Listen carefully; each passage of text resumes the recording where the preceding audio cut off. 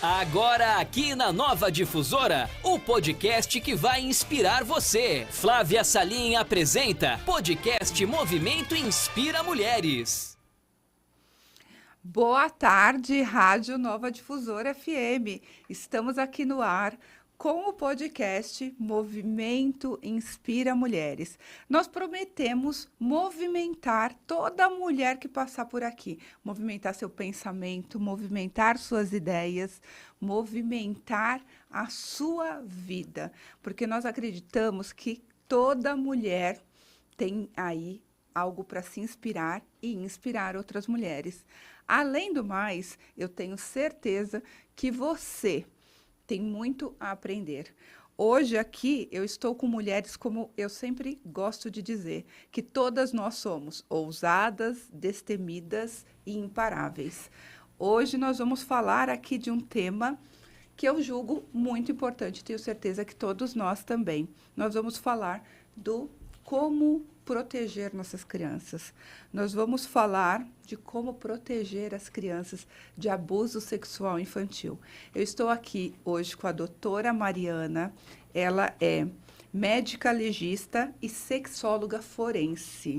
Ela, é professora concursada da Academia de Polícia do Estado de São Paulo, médica legista da sexologia forense do ML de São Paulo, e durante 10 anos ou 16? 10 anos, diretora social e científica da Associação de Legistas do Estado de São Paulo, assistente técnica da diretoria do ML do Estado de São Paulo e fundadora do Instituto Prodiges, Promoção da Dignidade Sexual. Ela é autora de alguns livros. E as redes sociais dela, de novo, é Instituto Prodiges e @doutora Mariana SF. Estou aqui também com a Ana Paula Rossi. A Ana Paula Rossi é nossa vereadora e ela é uma ativista nessa causa de proteção ao abuso sexual infantil aqui na cidade. Então, para você que está aqui com a gente agora, prestem bem atenção, nós temos muitas perguntas, mas a sua pergunta também é muito bem-vinda.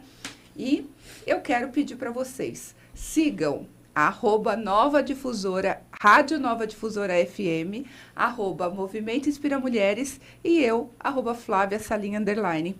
Hoje eu vou direto no assunto, tá, gente? Eu vou até pedir para as nossas convidadas falar um pouquinho da história delas, mas logo a gente vai para o assunto, porque são muitas e muitas perguntas aqui, tá? Vou começar aqui com a doutora Mariana.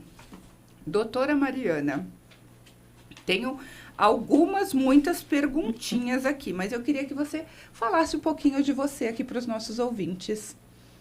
Bom, primeiro quero agradecer o convite, né? É um privilégio estar aqui, né? Com mulheres tão imparáveis, né? E que trabalham com certeza aí de forma incansável em relação à violência, à questão da promoção, em relação à dignidade das mulheres. Eu sou médica, né? Me formei em medicina em Marília, em 2005. Depois fiz residência médica em medicina legal e perícias médicas aqui na Universidade de São Paulo e ingressei na carreira de médica legista e sou da turma de 2008, né? 2009. A gente sempre fala, né? Concurseiro sempre fala a data do concurso. E fui direto para a sexologia forense depois que eu fiz o treinamento na Academia de Polícia e fiquei 10 anos na sexologia forense.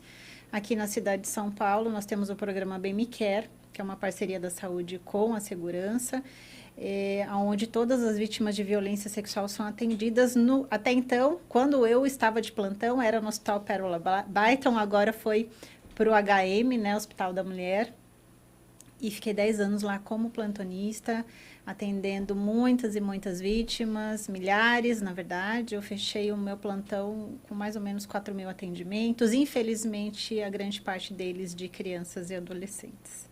Atualmente estou na gestão, né, de alta complexidade, mas continuo aí com a minha bandeira, o meu trabalho paralelo em relação à prevenção à violência sexual, não só de crianças e adolescentes, mas de mulheres também. E o Instituto Prodiges, ele nasceu em 2014, nasceu como um projeto social, de promoção da dignidade sexual. Hoje virou um instituto, né? A gente está capacitando pessoas para identificarem, para atenderem, para prevenirem violência sexual. E esse é um pouquinho, assim, do meu trajeto profissional. Sou mãe de 2 meninos, um de 11, o Gabriel, e o Felipe, de 6. E sou uma mulher, né? Como qualquer outra, né? As pessoas costumam dizer, meu trabalho é diferente, né? Mas eu sou uma pessoa comum mesmo, só faço um trabalho que as pessoas consideram um pouquinho difícil e diferente. E estou aqui com vocês hoje. Corajosa, né? Bem corajosa.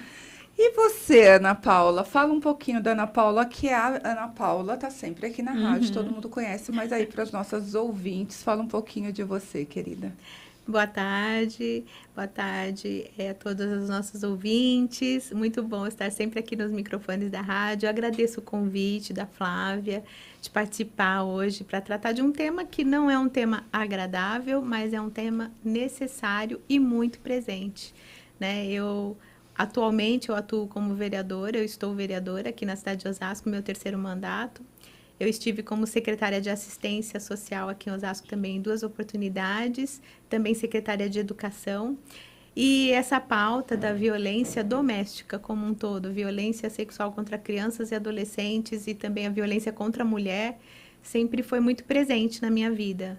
Foi uma dos temas que eu mais levei para discussão, através de audiências públicas, legislando a favor dessas questões também. Então, assim, é um tema que me acompanha já há bastante tempo. A primeira vez que eu fui secretária de assistência social foi em 2003, e faz 20 anos, e foi quando eu comecei a me deparar com essas situações, que às vezes as pessoas, quando a gente fala de abuso sexual de crianças e adolescentes, isso remete geralmente a pessoa a um abuso de uma adolescente, uma pré-adolescente, com seu corpo em formação, né, menina.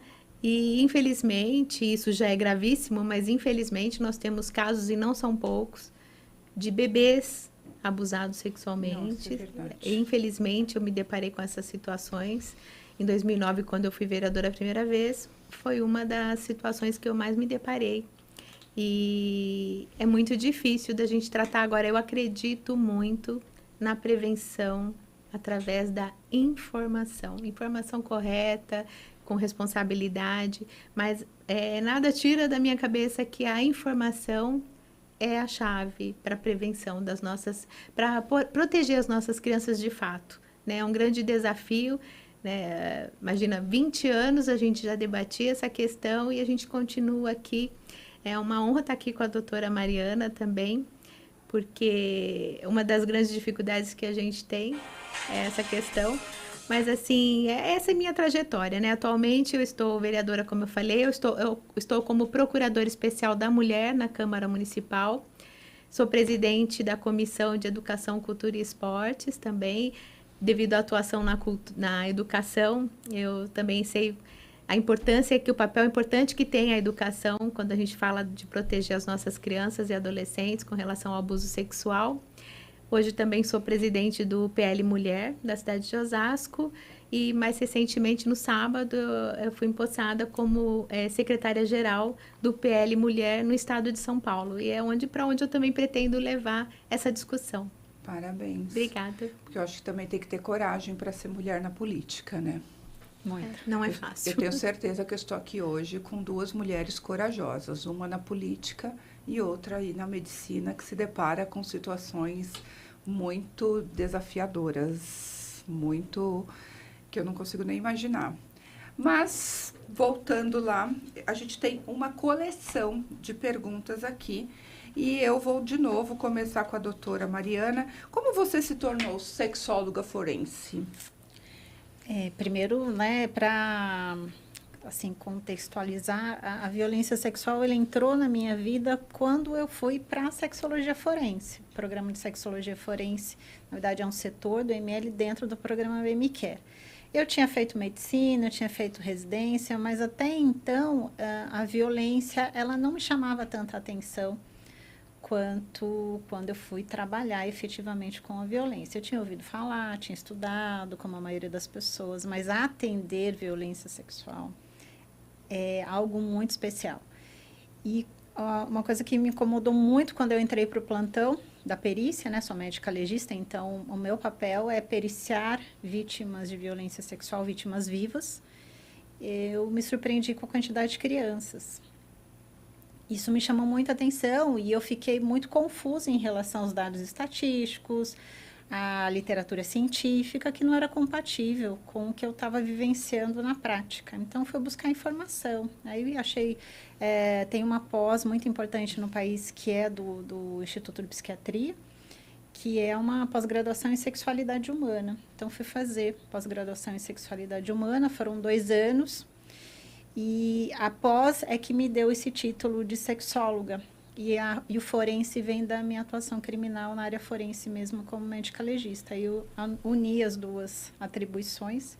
E hoje eu trabalho como sexóloga, mas especificamente em relação às violências, aos crimes sexuais. Tá, que é diferente da sexóloga que o pessoal Sim, vê. muito diferente. Né? Que é uma sexóloga diferente, gente. Essa sexóloga aqui mexe com a barra pesada. Eu brinco que as pessoas se frustram, né? Quando geralmente é só, é sexóloga, né? A doutora Mariana é sexóloga. Eu falei, gente, então, a minha atuação é bem diferente.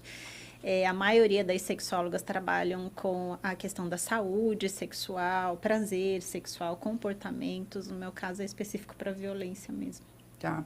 E aí, você trabalhou quantos anos com violência sexual aqui em São Paulo? Atendendo mesmo no plantão, 10 anos. 10 anos no programa Bem Me Quer, né, que é o setor de sexologia forense do ML do Estado de São Paulo. Muita gente? Muita gente, assim, a gente fecha números com 5.000 atendimentos anuais.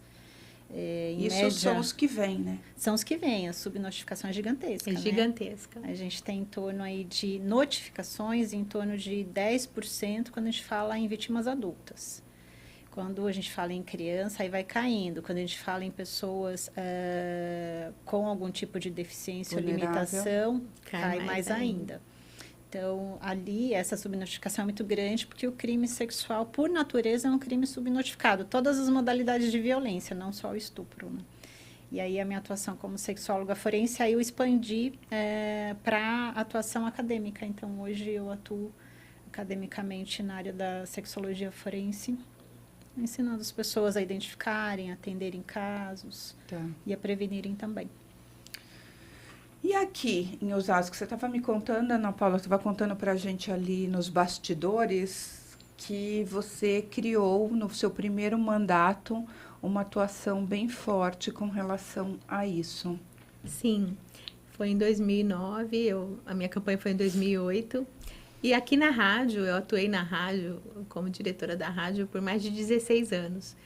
E aqui na rádio, eu recebi um convite da Assembleia Legislativa para participar de uma audiência pública sobre pedofilia, abuso sexual de crianças e adolescentes.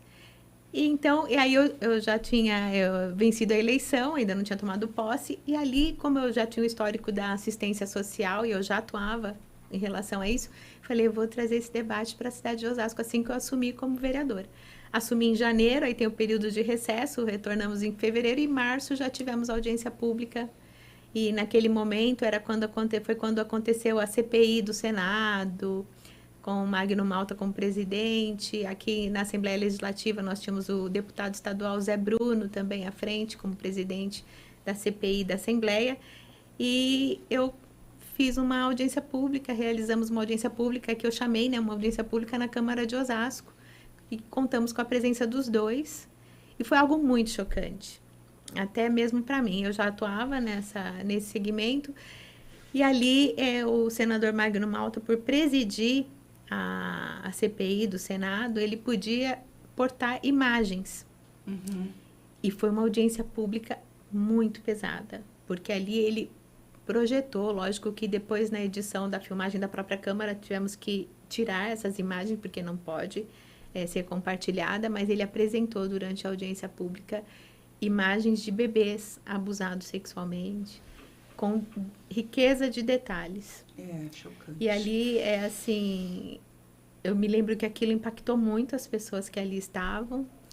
E a partir de então, eu apresentei alguns projetos de lei, inclusive a gente está na Semana de Combate ao Abuso Sexual de Crianças e Adolescentes na cidade de Osasco, que visa mesmo a informação. né? A prevenção através da informação. Mas ali, em consequência dessa audiência pública, meu gabinete acabou se tornando uma referência nesse atendimento, entre aspas, porque eu nunca tive ali a pretensão de fazer os atendimentos, mas os encaminhamentos virou um ponto de referência para denúncias. De acolhimento. De acolhimento e de denúncias mesmo. E ali ali eu comecei a identificar a grande dificuldade quando a gente trata desse tema. Né? Eu acho que aqui a doutora pode confirmar o que eu estou falando, porque em muitas situações de abuso de crianças, adolescentes, nós temos a manipulação dessas crianças. E aí fica muito difícil de você comprovar que houve o abuso. Então, é um tema muito, muito complexo. Eu acho importante, é pesado, mas é importante para quem está ouvindo o programa, ter o entendimento que ninguém está livre desse risco.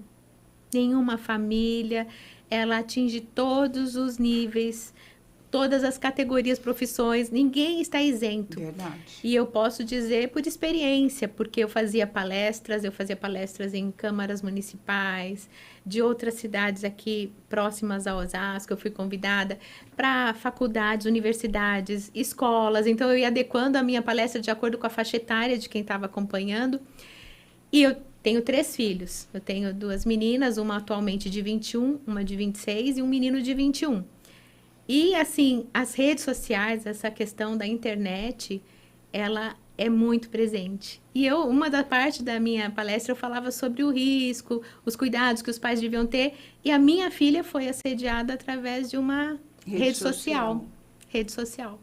E ela participava, muitas vezes ela me acompanhava nas palestras. Então, eu sempre frisava que não basta a informação, tem que ter a supervisão. Uau. Permanente. Porque se nós temos hoje mulheres que são enganadas, mulheres formadas, instruídas, que são enganadas, caem em golpes na internet, de homens que vêm e se aproveitam, e às vezes a mulher pela carência acaba...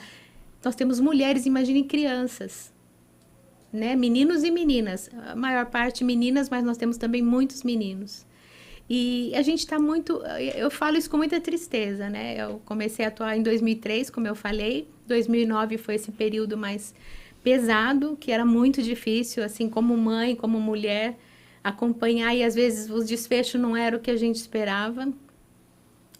E, lembrando, como eu disse, a maior parte dos agressores, dos abusadores, estão dentro do próprio convívio familiar.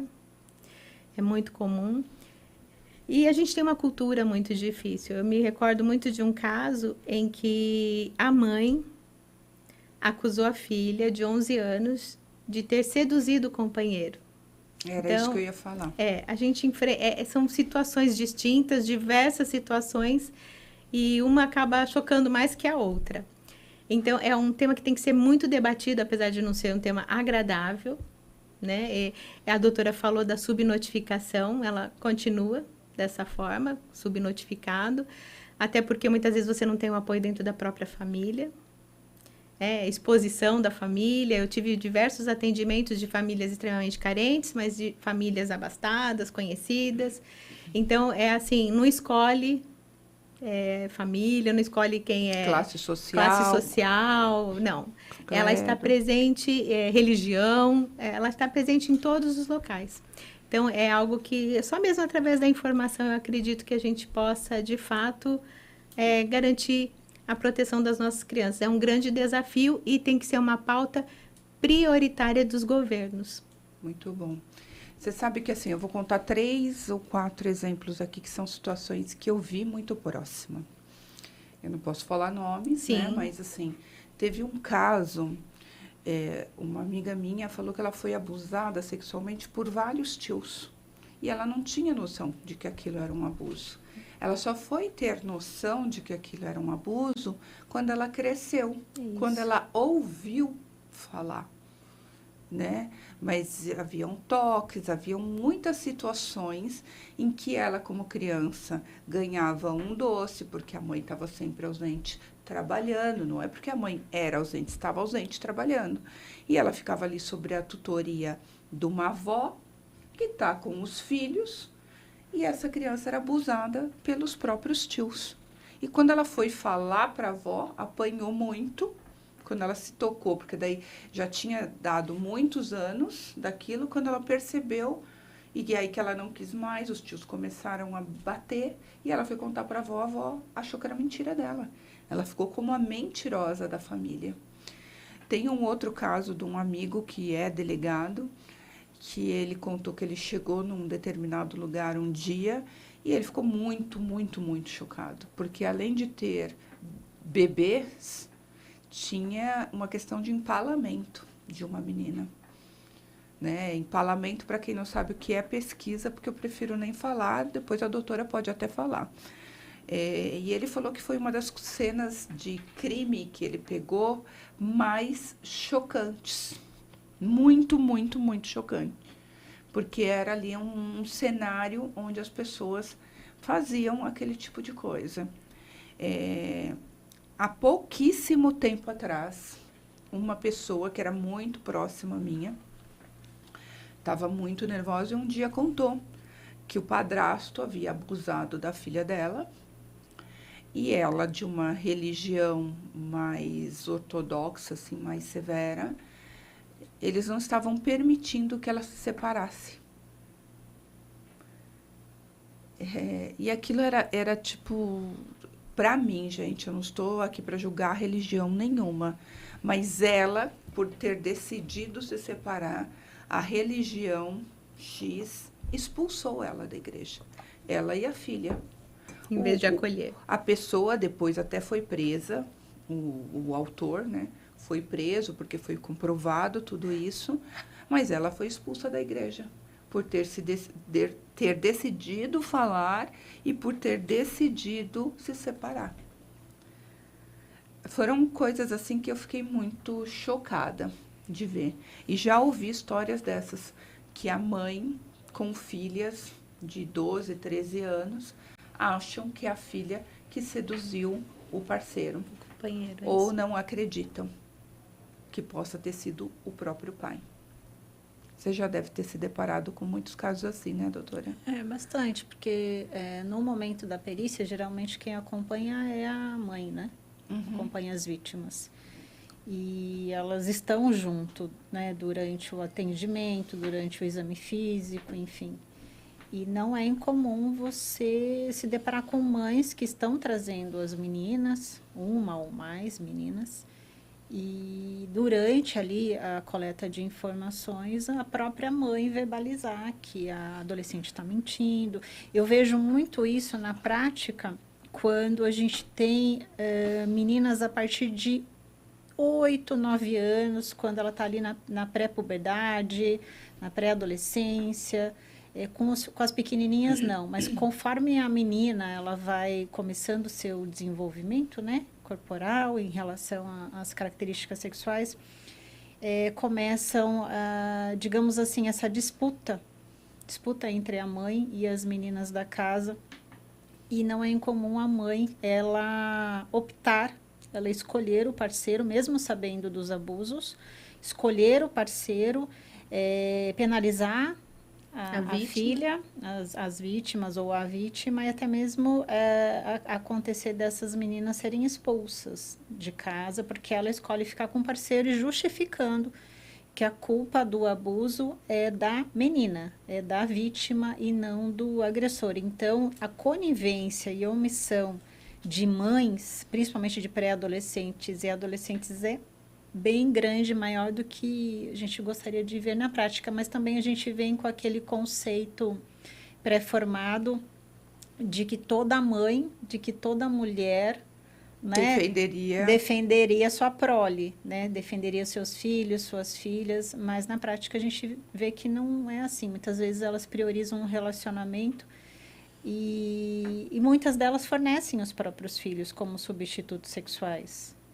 para os parceiros. Isso também é muito frequente, de chegar casos em que a mulher ela não tem relações sexuais com o parceiro, e para que ela não tenha essas investidas que ela não deseja ter, então ela delega as crianças para as práticas sexuais, ou seja, as crianças viram substitutas sexuais dela. Então, né? Ela não tendo as relações sexuais, então cria-se, entre aspas, um equilíbrio obscuro ali dentro daquele lar, daquela família, em que a dinâmica do abuso é naturalizada, porque as crianças são fornecidas de uma forma naturalizada para as práticas sexuais em relação aos parceiros. Chorando. Isso acontece com bastante horrível, frequência. Mas é o dia a dia de quem atua dia a dia. nesse atendimento. E falando em bebês, né, que as pessoas esquecem, quando a gente fala de abuso infantil, as pessoas têm uma tendência em pensar nas crianças maiores. Sim. Mas os bebês, os recém-nascidos, para vocês terem ideia, o mais novinho que eu periciei, fiz o exame, eu costumo dizer que o que vocês ouvem falar, profissionais como eu pegam nas mãos, né? Aquele corpinho ali está nas nossas mãos para que sejam examinados. E o mais novinho que eu periciei tinha 7 dias de vida. Era um recém-nascido de 7 dias de vida. Há pouco tempo atrás, a gente viu até na rede social um rapaz, né, que fez isso com a própria filha. Quando você olhava a cara do rapaz, você falava, gente, que adolescente, né, que jovem bonito, Sim. que menino bem cuidado, que menino bem criado, né? Porque Sim. um rapazinho com uma cara muito boa. E fez isso com a própria filha, né? Sim, é bem frequente. É que a gente fala muito pouco, né? A gente... maio é um mês muito atuante, mas os abusos acontecem todos os dias. A discussão tem que ser permanente. Todos os dias. Permanente. Mas é que é um As assunto pessoas que não gostam querem de ouvir, tratar né? dessa questão. É, Quando eu levei a essa gente não discussão... gosta de olhar para né? coisa horrorosa, doloroso, né? né? Quando eu levei essa discussão para a Câmara, eu fui até, assim, recebi conselhos, entre aspas, de alguns colegas. Ana, isso aí é bobagem, isso não traz voto, é um desgaste, evita falar. Não mexe com isso. Não mexe com isso. É o famoso não mexe com isso, não. É isso. É igual aquela história quando estava na política e o pessoal falando lá daquelas cidades nordestes acima, né? Norte, nordeste. E aí fica, uns falam que acontece, outros imagina, não, isso é uma coisa de uma pessoa louca que está falando, né?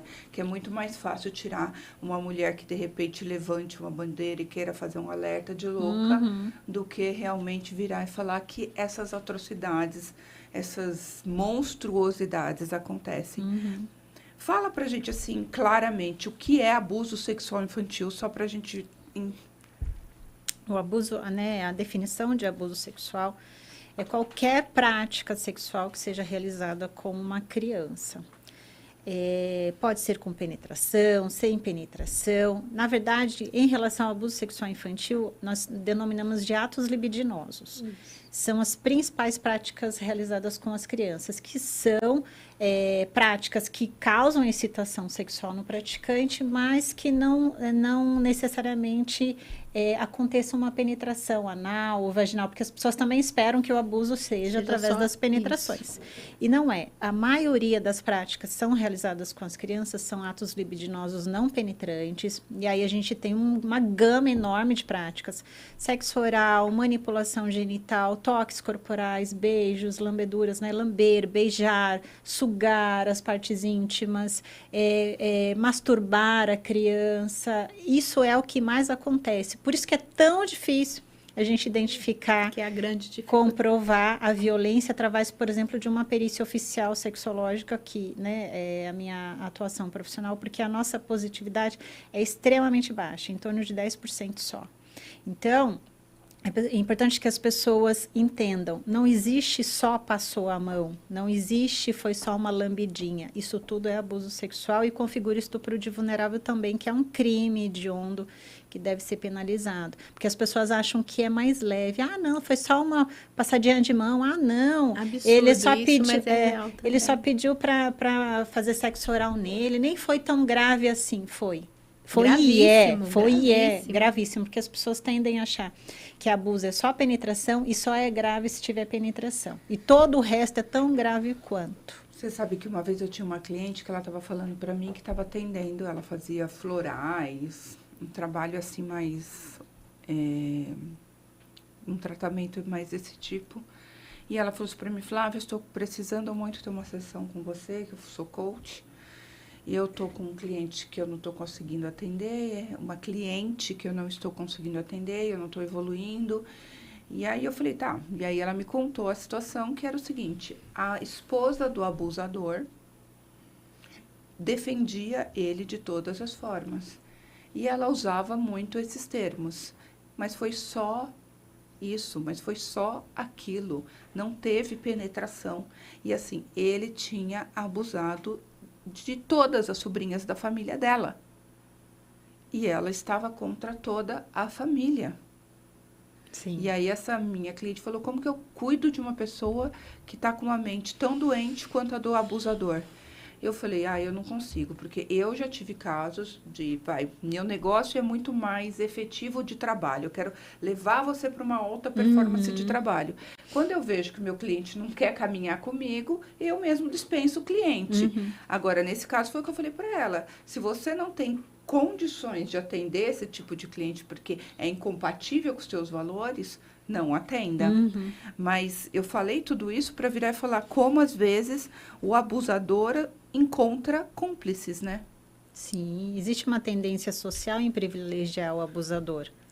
Isso é digamos assim, eu falo que tem até um artigo muito legal sobre isso que fala, abrimos a caixa de Pandora, que coincidiu com a CPI do abuso e exploração de 2009, né? E depois começaram muitos artigos depois, né, que veio à tona o tema. E realmente é um segredo social. E muitas famílias vivenciaram um abuso, muitas vítimas estão até hoje guardando o abuso, caladas, sem ter a oportunidade de revelar, e algumas jamais revelarão o abuso. Exatamente. Eu imagino que também por fazer parte, geralmente, o abusador é do convivência familiar. E eu acho importante dar um destaque aqui também, porque o abusador de crianças, de adolescente, num primeiro momento, ele não age com violência. Não. Ele é extremamente conquistador. É uma pessoa que... Eu sabia isso porque eu dava as palestras falando e depois eu presenciei na prática, no atendimento. É aquela pessoa, quando aparecia alguém para denunciá-lo, depois vinham várias outras para defendê-lo, porque... Ele é querido. Ele é um bom trabalhador, ele é um excelente vizinho, ele é um ótimo pai de família, E realmente é uma pessoa que, num primeiro momento, está acima de qualquer suspeita. E não é aquela pessoa que é agressiva, que demonstra ser capaz de praticar tal ato. Então, isso dificulta ainda mais, porque vítima criança, é aquilo que foi dito. Num primeiro momento, você mesma relatou um caso. A criança nem percebe que ela é vítima de uma situação de violência. Porque tudo acontece de uma forma muito sedutora. Lembrando que, dependendo da atitude do abusador, vai dar sensação de prazer a essa criança. Então, exatamente. Essa é uma pergunta que eu ia fazer mesmo. A criança sente prazer? É assim, a gente tem que tomar muito cuidado com a expressão prazer. Porque quando a gente fala em prazer sexual, a gente está denotando a construção do adolescente e do adulto em relação à libido. Quando a gente fala de criança, é a prazer ao toque corporal. Isso, ao toque. Não exatamente. É prazer sexual. Não. Porque existe também essa confusão. A criança gostou das práticas. Já ouvi isso. Exatamente. Não. Nunca. Geralmente. É uma agressão. Principalmente quando tem na fase da descoberta corporal, que a criança cria aquela curiosidade em relação ao diferente. Os toques corporais são interpretados como carinho, porque a criança tem duas percepções do outro em relação ao contato físico, dependendo da fase de neurodesenvolvimento. O que é dodói. Então, se você der um beliscão numa criança, é um dodói. Se você tentar uma penetração numa criança, é dodói. Não é sexo. Ela não tem conceito do sexo, da sexualidade, da construção que nós temos. Por isso que é o que você falou. Muitas vítimas só descobrem o abuso na adolescência, na vida adulta, porque quando eram crianças, elas não tinham a menor condição, desenvolvimento para entender que aquilo é uma prática sexual e que não pode acontecer. Se você der um beijinho na bochecha dela, é carinho. Se você beijar a parte íntima dela, é carinho também. Então, são interpretações da criança em relação ao que ela tem de ferramentas cognitivas para interpretar aquele contato físico, né? E, gente, você está falando dessa coisa de carinho, eu tô lembrando que, assim, na minha família, a família é muito grande. Então, era normal as crianças andarem peladinhas pela casa, brincando, e passa por um adulto, dá um tapinha no bumbum, tarará, no pipi. E aí, isso pode ir Ai, como eu posso dizer isso? Mas mexendo com a cabeça Sim. da criança, dela não entender. É naturalização Dela- do tipo do toque que ela não consegue diferenciar. Por isso que, né, como foi dito, a educação, a informação, é a única ferramenta que funciona que a gente tem. Porque não basta você ensinar para a criança que o corpo dela não pode ser tocado. Ela tem que ser ensinada o que pode e o que não pode acontecer com o corpo dela, especialmente com as partes íntimas. Se você chegar para uma criança e falar assim, olha, ninguém pode pôr a mão aí. Se colocar a mão aí, você grita, sai correndo. Se você dá essa informação para a criança, qualquer toque físico, inclusive o cuidado na escola, na hora que a professora vai trocar uma fralda, limpar o xixi, para ela é assim que ela vai interpretar. que tá Colocou a fazendo mão, errado. alguém colocou a mão. Então, você tem que diferenciar o toque do sim, o toque do não, né? O que pode, o que não pode, e criar Mesmo com confiança a criança menor. menor. Desde que Menor. começou a desenvolver a Isso linguagem, você pode começar. Porque ela é incapaz de diferenciar um toque corporal de um toque abusivo, a não ser que ela seja ensinada. Por exemplo, lá em casa eu tenho 2 meninos, então eu comecei muito cedo. Então, quando eles estavam na fase da verbalização, durante o banho, eu sempre explicava, alguém pode beijar o seu pipi? Não, não pode. Eu ensinava que não pode. Isso. Mamãe pode ajudar a tomar banho, papai, os familiares, a escola. Eu ensinava tudo o que podia. A médica pode examinar com a mamãe junto. Então, você tem que ser muito claro, específico. Não adianta, eu já ouvi muito assim, minha filha é muito espertinha, ela vai entender. Ela vai perceber Não que é é. errado. Criança não Não deduz. tem essa, Criança não. não deduz. Você tem que falar. Não tem essa malícia, Não, imagina. isso é do adolescente e do adulto, né, gente? Me veio outra história aqui. Você sabe que um dia eu estava na manicure e aí eu virei e falei, cadê a outra manicure, né? Ela falou, ela não tá vindo. E aí as duas estavam muito furiosas e aí começaram a me contar a história. Você não acredita. Ela tem a filhinha de 4 anos e a filha disse que foi abusada pelo sobrinho. E ela não está acreditando na filha. Só que a filha está machucada. E ela não quer fazer nada com relação ao sobrinho. Então, isso é muito mais comum, né, gente? Parece que, assim, vocês estão falando, eu estou vendo as histórias sendo contadas.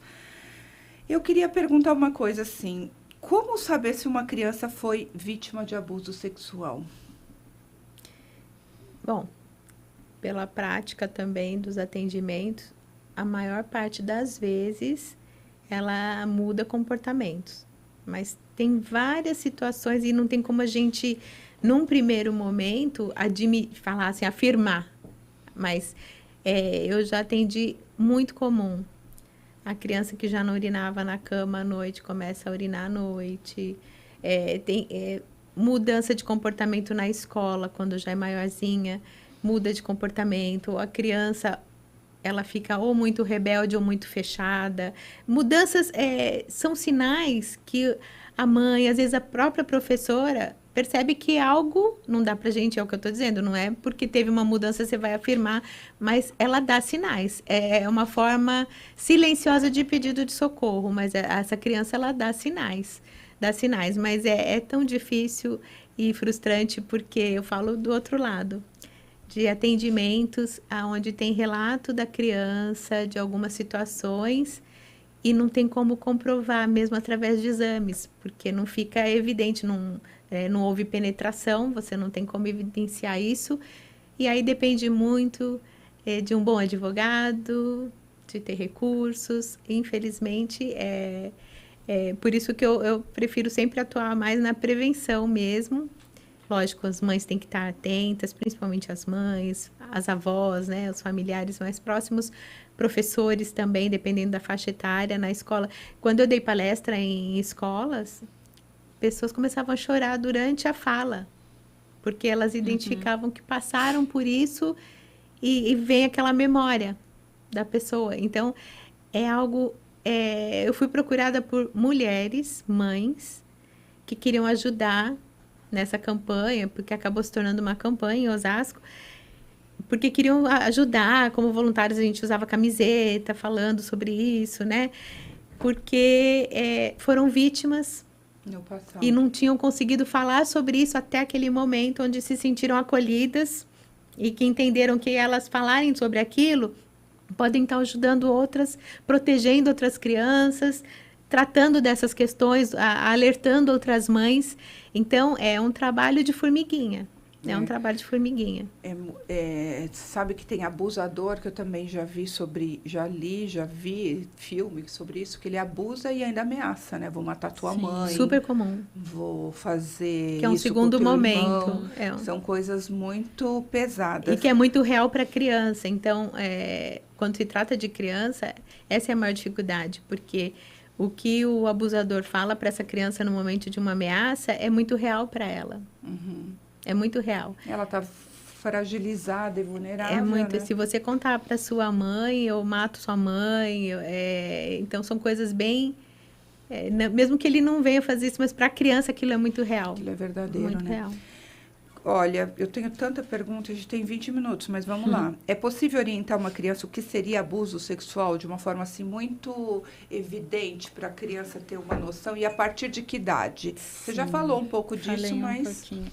Primeiro, é importante dizer que no momento da identificação também, só voltando um pouquinho, não tem uma receita de bolo. Né? As pessoas querem uma receita de bolo. Sim. Mariana, eu quero que você me dê 5 sinais e sintomas de uma criança que está sofrendo abuso sexual. Se fosse fácil assim, né? Mas não é. Como foi dito, né? Que existe uma mudança pontual, sem que tenha nenhum estressor que justifique aquela mudança. Então, para você identificar a mudança, você tem que conhecer a sua criança.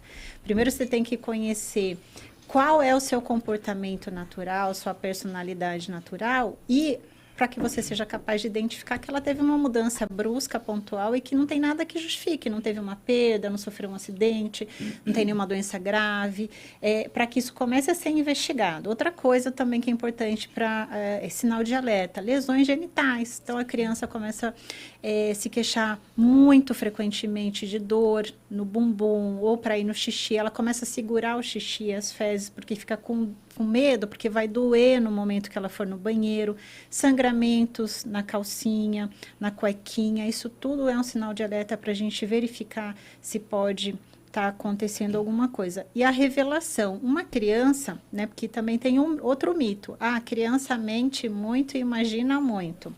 Uma criança imaginar e falar alguma coisa que ela está no castelo da princesa, que está lutando com o seu super-herói, é uma coisa. Agora, uma criança relatar um sexo oral, uma masturbação, uma penetração, não é do mundo lúdico dela. Não tem como ela criar isso do mundo infantil dela. Para uma criança trazer essa informação, ou ela está vendo isso em algum lugar, ela está presenciando, às vezes, muitas vezes dentro de casa, práticas sexuais ou pornografia, ou estão fazendo com ela. Então, essa coisa, cuidado com criança quando falo, porque criança mente muito. Gente, criança não tem como mentir sobre práticas sexuais. Ela pode até referenciar o mundo lúdico dela do que é infantil. Então, isso também é um sinal de alerta de identificação. Sempre buscar ajuda especializada. Se você não consegue, né, coletar informações, a gente tem que buscar para tentar identificar essas questões.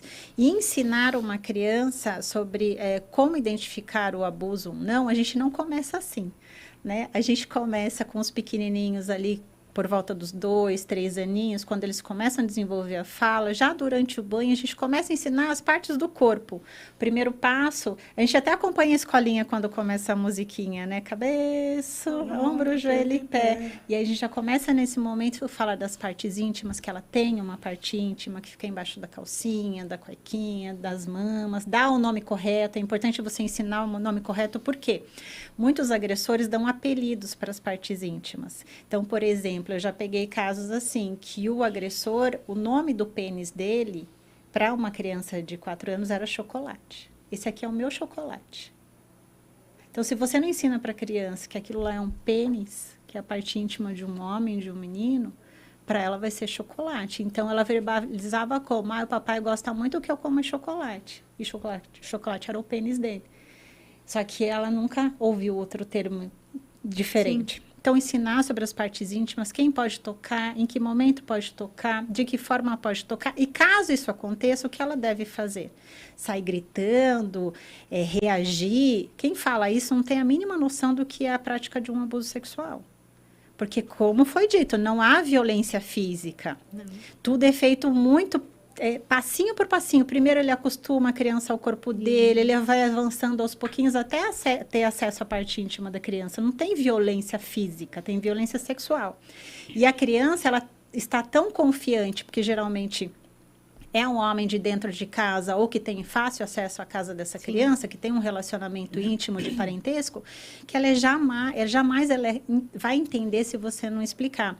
E uma criança reagir, gritar, eu vejo isso como muito fora assim, do que a gente pode esperar de uma criança. É um adulto que tem uma autoridade máxima sobre ela. Mas Como é que a criança... Boca, gente, as violências ficam mais agressivas nessas situações, né? Então, a gente ensina conforme, desde pequenininhos, primeiro sobre as partes do corpo, as partes íntimas, criar laços de confiança para que ela tenha para quem contar situações Isso é importante. E outra coisa fundamental, estimular a consciência corporal e afetiva. O que é isso?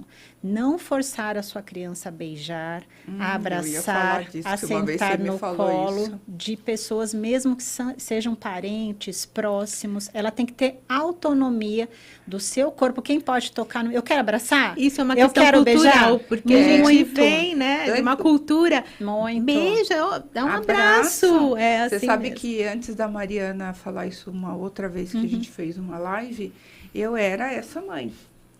Vai lá, beija, vai passar lá, vergonha. abraça. Olha, eu acho que a maior parte da minha faixa etária também. Passar vergonha. E aí, uma vez numa live com a Mariana falou isso, eu falei, ó, não beija, não abraça, só quem você quiser. É isso Entendeu? mesmo. E os meus... Aí, né, veio a pandemia. Ninguém podia abraçar e beijar ninguém. Então, eles já são, assim, tipo, muito na deles. Mas é algo cultural, que nós fomos... Sim, todas nós, né? É uma E fomos mudança muito ensinando. lenta, né? Eu quero compartilhar aqui com vocês um caso também que eu acompanhei, até para complementar o que a doutora Mariana falou. Uma criança que era abusada, e assim, o abusador era do mesmo bairro que ela, era um senhor já, de uma certa idade. Ele passeava com um cachorrinho, com roupinha, tal, que era o atrativo. Então, as crianças do bairro adoravam, e ele falava, em casa eu tenho outras roupinhas, tal. E era muito querido no bairro, muito respeitado. A mãe só descobriu, era uma família carente, bem carente, financeiramente falando também. A mãe descobriu quando levou a filha ao dentista, no posto de saúde. Ela estava com doença venérea Na boca. na boca. Sim. E aí foi feito todo um atendimento, né? Conversando com ela, tal, e aí ela contou. E ela ia na casa com a desculpa de ver o cachorro. E assim, e ela era abusada. Ai, que dó, meu senhor. E uma pessoa que estava acima de qualquer suspeita. Então, assim, é por forma de sedução mesmo, sedução de confiança, de ganhar seduz confiança. todo mundo, né? Não Seduz só a criança, família, mas a né? família, inclusive. Então, Tem um livro que chama assim, que eu gosto muito, Monstro não se aproxima de criança. Monstro não se aproxima de criança. O que isso significa? Que a gente espera que seja um monstro. O que ele faz é monstruoso, mas ele não tem aspecto de monstro. Ele não parece um pode monstro. ter. Criança tem medo de monstro. Então, são indivíduos com aspectos físicos, com comportamentos extremamente positivos e sedutores e utilizam de tudo que a criança gosta. Pets, jogos, celulares, presentes. Tem que ser uma pessoa extremamente agradável, que é o que a gente chama de crianceiro. Né? Se você for ver, às vezes está rodeado de que, nossa, mas as crianças adoram amam ele, tal pessoa. adoram ir na casa dele, porque lá tudo pode.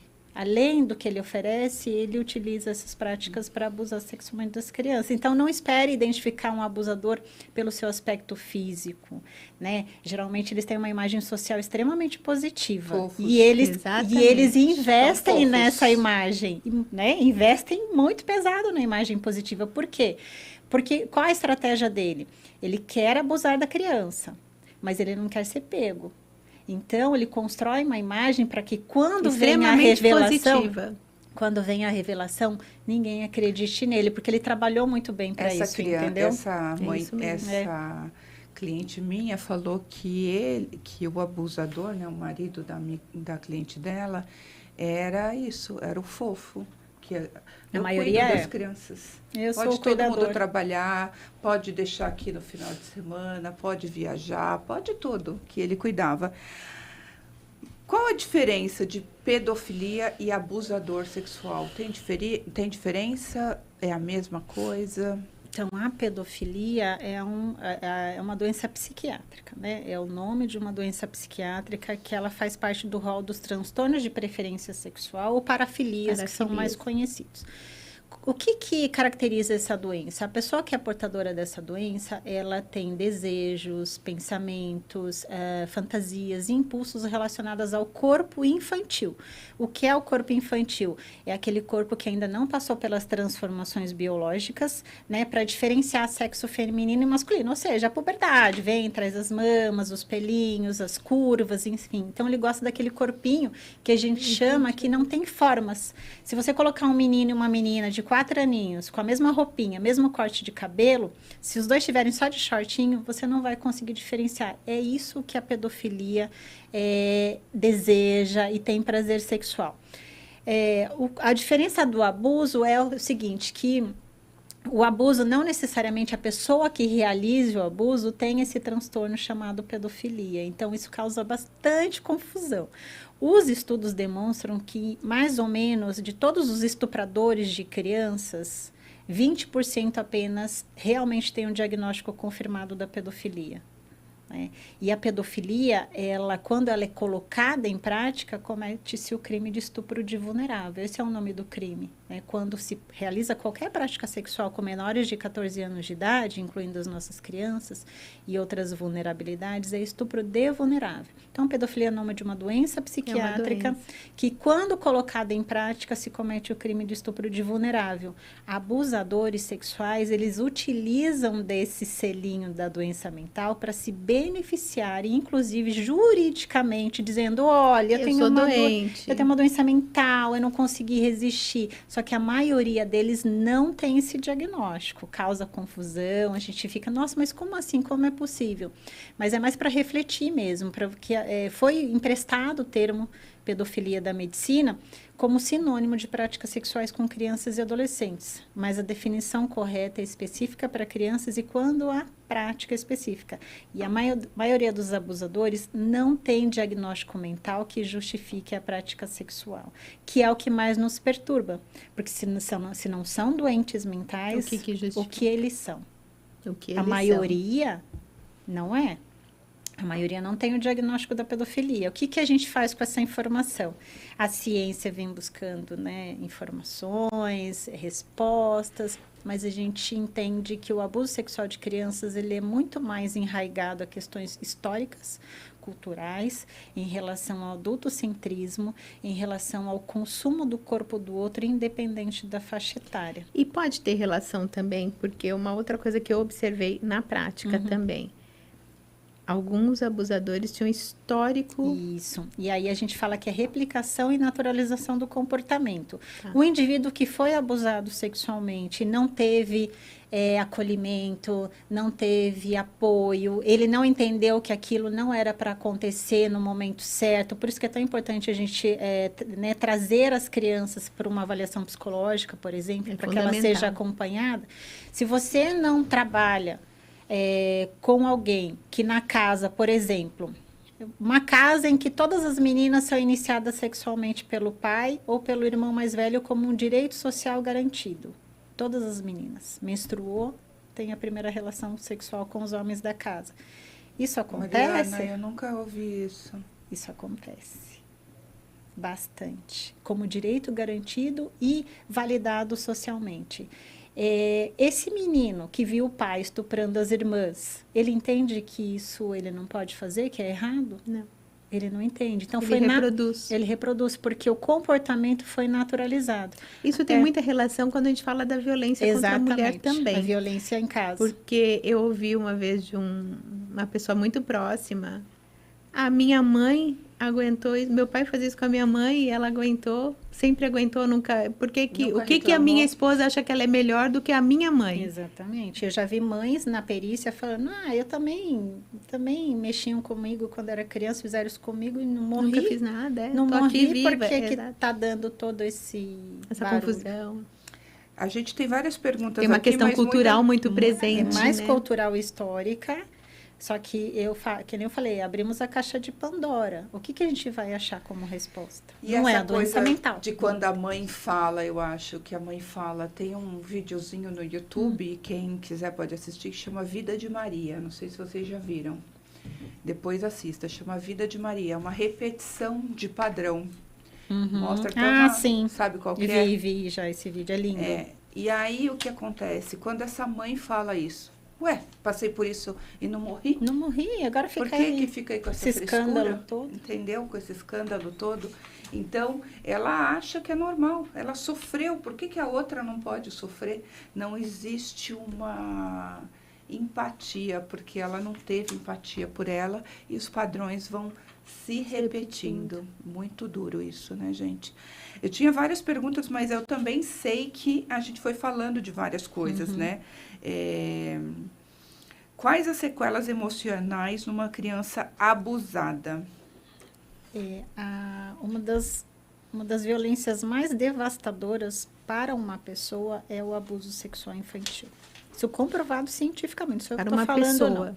Para uma pessoa. É o abuso sexual infantil. Por quê?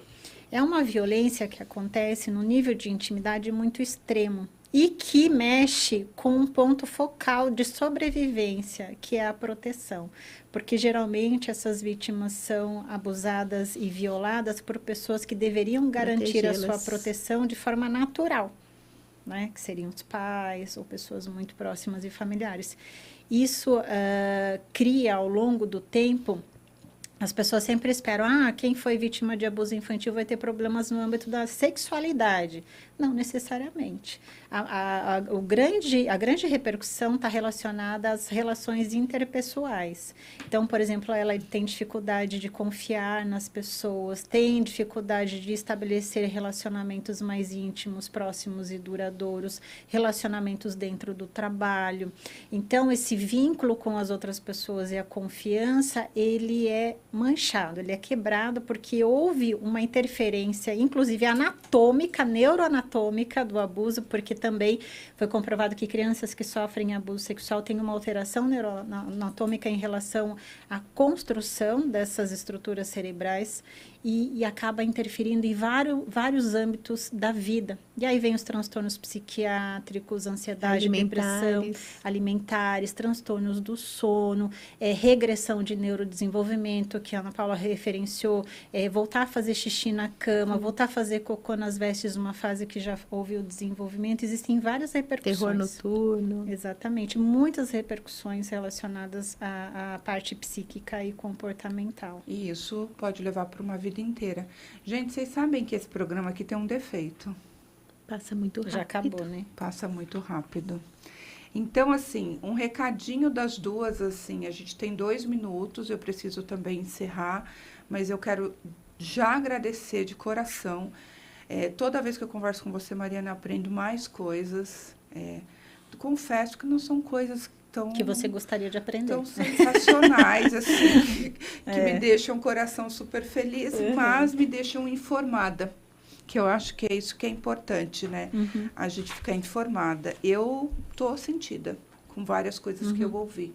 Mas eu quero que vocês deixem aqui um recado, assim, para uma mãe que possa olhar para suas crianças. Primeiro, mãe, tire os olhos da tela. Olhe para sua criança, tire as suas crianças da tela, porque hoje as pessoas não estão se olhando mais. Conheça a sua criança, estabeleça um laço de confiança para que você seja a referência para ela. Se acontecer qualquer coisa de ruim, ela possa contar com você. Não se omita. Ninguém deve se omitir porque, às vezes, nós somos a única chance dessa criança sair da violência em toda uma vida. Então, a omissão, quem cala consente. E se o mal não se manifesta, quer dizer, se o bem não se manifesta, o mal prevalece. É isso. Bom, meu recado também é na linha da doutora Mariana. Primeiro, eu quero agradecer de estar aqui com vocês. Aprendi mais hoje, né? A gente nunca domina todas as informações, então aprendi mais. Quero agradecer, doutora Mariana. Bastante. E o meu recado é: oriente, converse com seus filhos, mas também supervisione. Esteja sempre muito, muito atenta, porque ninguém está livre. Às vezes as situações podem estar mais próximas da gente do que a gente imagina. A gente sempre enxerga no outro. E às vezes a gente não olha para dentro da nossa própria casa. Uau, é bem isso mesmo, gente. Vamos olhar com muito mais detalhes para tudo. Depois eu até vou pedir, eu tenho mais perguntas aqui, mas eu vou passar para as duas, elas vão me responder e eu vou fazer um post com vocês, respondendo algumas perguntas que vieram aqui. Outras estavam no contexto e outras a gente não conseguiu responder, mas eu vou fazer um post lá no @Movimento Inspira Mulheres, para que vocês possam acompanhar a resposta das duas. Eu sou imensamente grata por vocês estarem aqui. Mas eu também tenho que agradecer à Rádio Nova Difusora por essa oportunidade. Eu agradeço ao Lucas, ao Santu, que cuidaram de tudo ali dentro, a minha produtora querida Darlene, e também ao Estúdio Capelani, que cuida do meu cabelo. Ó, toda segunda-feira elas abrem exclusivamente para cuidar do meu cabelo. E o Estúdio Capelani fica ali na Campesina. A Sheila cuida sempre do meu cabelo com todo carinho. Então, para quem quiser seguir na internet, _ Estúdio Capelani. Isso, Capelani, Estúdio Capelani. Eu sempre falo Capelini. E @Movimento Inspira Mulheres, @Rádio Nova Difusora, @Flávia Salim _ e aqui a Ana Paula Rossi e @doutora Mariana.sf. Gente, uma ótima semana para vocês. Se você conhece alguém que queira e que precisa ver esse programa, ele está gravado no YouTube, marca essa pessoa, manda o aviãozinho. Aliás, não é alguém, né? São todas as pessoas que precisam ver. A gente falou muito aqui para as mães, mas os pais também podem ficar alertas. Muito obrigada e uma ótima semana para todo mundo. Você ouviu aqui na Nova Difusora, podcast Movimento Inspira Mulheres, com Flávia Salim. Você ouve e não cansa de ouvir. Nova Difusora.